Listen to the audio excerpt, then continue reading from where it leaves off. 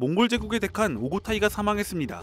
제국은 각지에서 진행 중이던 원정을 잠시 중단했고 회군을 명령했으며 남송을 공략하던 원정군 역시 회군했습니다.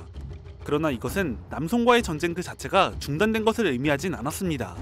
양국은 국경지대에서 간헐적인 국지전을 벌였죠. 남송의 내륙 지역인 사천 지역 역시 이러한 국지전 무대 중 하나였습니다.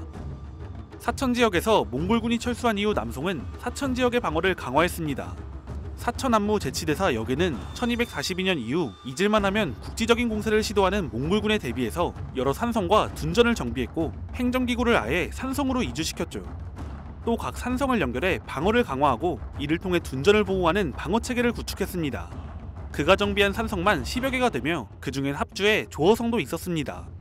이렇듯 남송은 자신들의 전략적 실패, 외교적 배신으로 시작된 전쟁에서 몽골의 공세를 막기 위해 최대한 노력을 기울였습니다.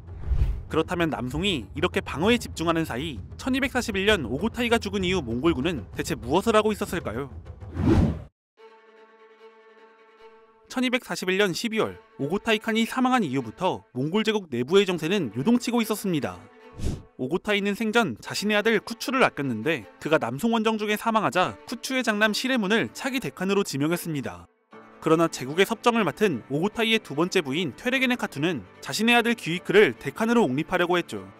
당연히 멀쩡한 후계자가 있는 마당에 섭정이 일방적으로 일을 벌이자 많은 반대가 있었고 이 때문에 대칸의 자리는 1246년 8월까지 약 4년간 공석이 되어버립니다. 이후 결국 귀이크가 대칸의 자리에 등극하는데 이번엔 주치 가문의 바투와 대립이 시작됩니다. 칭기즈 칸과 오고타이 칸이 생전 주치 가문의 혈통을 보증했음에도 귀이크는 다시 주치 가문을 메르키트 잡종이라고 칭하는 등 두 가문은 대립 끝에 충돌 직전까지 가지만 1248년 3월 귀이크 칸이 돌연 사망하면서 다행히 내전은 피할 수 있었습니다.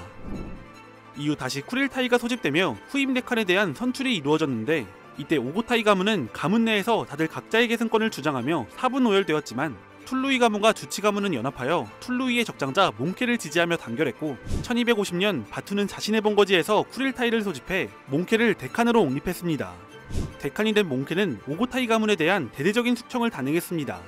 이를 통해 자신의 권력을 공고히 한 그는 드디어 오고타이 사망 이후 약 10년간 지지부진하던 원정을 재개하기로 결정하는데요. 서아시아 방향으로 훌레구를 보냈고 남송에 대한 공격도 진행했는데 그 전에 쿠빌라이와 우량카다이를 운남 지역에 파견합니다. 몽케는 원래 즉위초 남송의 유충지인 사천과 절강 등에 대한 직접 공세를 계획했습니다. 그러나 공격하려는 지역들이 이미 남송에서 방어 업그레이드를 찍어놓은 곳이었고 속공이 실패하게 된다면 불량 수송에 차질이 생길 수 있다는 쿠빌라이의 반대 때문에 먼저 남송의 서남쪽 운남 지역에 있는 대리국을 정복하기로 결정했습니다. 이와 동시에 남송과 대치 중인 접경 지역에 둔전을 설치하고 기지를 만드는 등 남송 정복을 위한 빌드업을 시작했습니다. 대리국 원정의 목표는 정복 자체에만 있는 것은 아니었습니다. 대리국을 정복하여 남송과의 국경지대를 크게 우회해 남송의 후방을 공략할 루트를 만들고 대리국을 병참기지화시키는 것이 목적이었죠. 1252년 6월 몽케의 명령에 따라 쿠빌라이와 우량카다이는 대리국을 향해 출병했습니다. 원정대는 감숙성에서 병력을 나눠 진군했는데 우량카다이는 티베트 방면을 거쳐서 진군했고 쿠빌라이는 남송과의 경계지역을 따라 진군하며 만타성에서 대도하를 건너 운남으로 진입했습니다. 그는 진군 도중 두 차례에 거쳐 대리국의 항복을 요구하는 사신을 보냈는데 대리국의 실권자인 재상 고상은 이를 거절하고 사신을 죽였습니다. 1253년 12월 원정군은 대리국 수도에 집결해 대리성을 점령했습니다. 이때 국왕 다능지와 재상 고상은 각각 선천과 요주로 도망쳐 항전했는데 이들의 항전은 전부 실패했고 재상 고상은 참수되었습니다.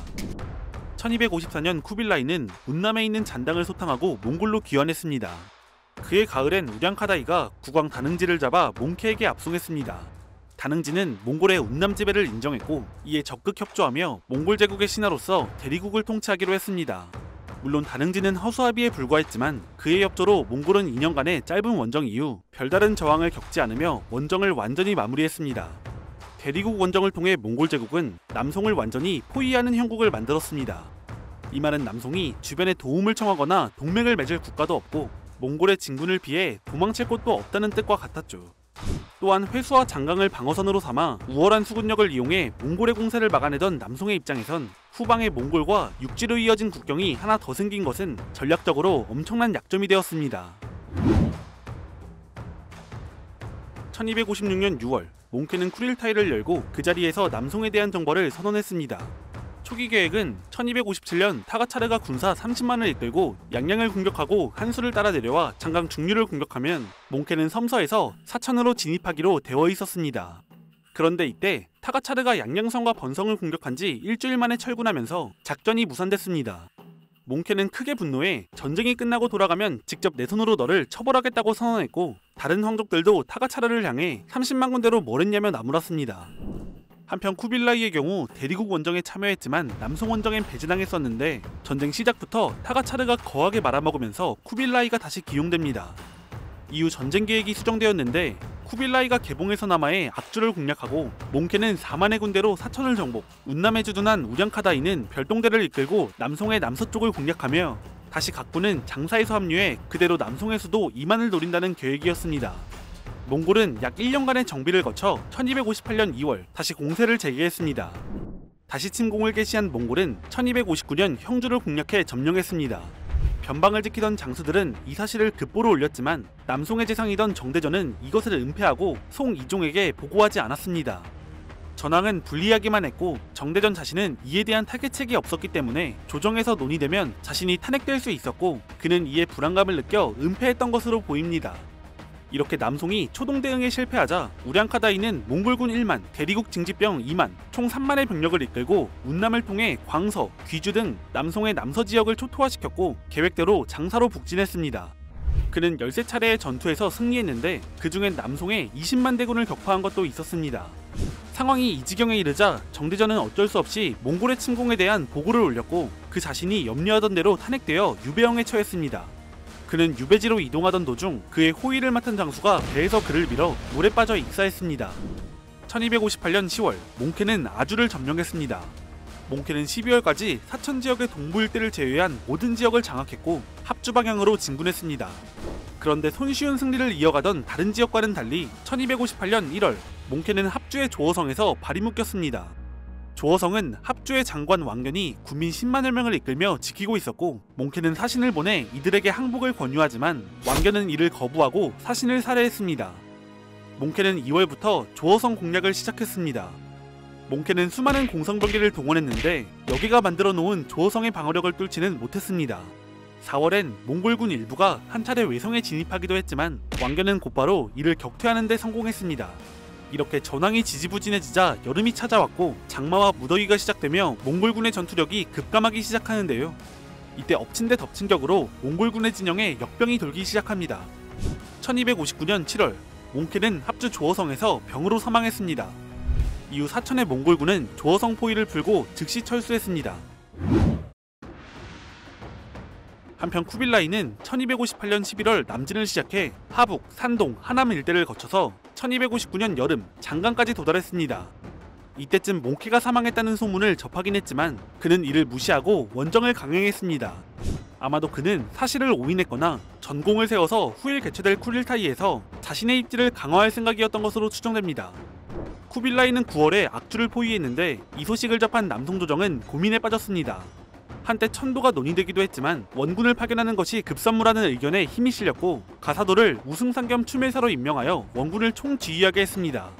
그는 여문덕에게 사천지방의 군대를, 상사벽에게 호남의 군대를 이끌고 신속히 악주를 구원하라고 명령했습니다. 9월 17일 여문덕이 이끄는 사천지방의 지원군이 중경에서 장강을 타고 와 11월에 악주의 포위망을 뚫고 수비병과 합류하는 데 성공했습니다. 쿠빌라이는 하루빨리 악주를 점령하고 몽골에서 일어날 왕자의 게임에 대비해야 했지만 12월이 되도록 악주를 점령하지 못했죠. 그러나 악주의 남송군 역시 상황이 여의치 않았습니다. 수적으로 적지 않았지만 각지에서 연이은 패전을 겪었고 몽골군의 강력함과 잔혹함에 사기가 떨어져 있었습니다. 지원군이 오긴 했지만 몽골군의 공격에 사상자는 계속해서 늘어만 갔고 11월에 이르자 남송 영내에서 공세를 지속하던 우량카다이의 별동대가 쿠빌라이에게 합류했습니다. 1259년 12월 남송군의 대표 가사도가 조정의 제가 없이 독단으로 몽골의 강화를 요청했습니다. 양측은 화약을 맺었는데 그 내용은 남송은 몽골 제국의 신하국이 되며 매년 은 20만 양, 비단 20만 피를 바치고 국경을 장강까지 물리겠다는 내용이었습니다. 내용을 보면 알겠지만 일개 권신이 맺기에는 지나치게 엄중한 내용인데요. 쿠빌라이가 회군을 한 이후에도 화약이 지켜지지 않았기 때문에 화약의 실존 여부에 대해 의견이 분분하며 후일 쿠빌라이가 남송 정복을 위한 명분을 만들기 위해 내용을 조작했거나 없는 화약을 내세웠다는 이야기도 있습니다. 어쨌든 가사도는 이후 쿠빌라이가 북으로 회군하자 그가 남기고 간 약간의 병력을 공격해서 170명을 사살했고, 이를 대승으로 보고하여 자신의 전공을 포장했습니다. 남송 이종은 이에 크게 감명해서 모든 관리들에게 가사도의 기환을 영접하라는 명령을 내렸습니다. 한편 몽골 제국에선 대칸의 자리를 두고 다시 한번 팽팽한 긴장감이 흘렀습니다.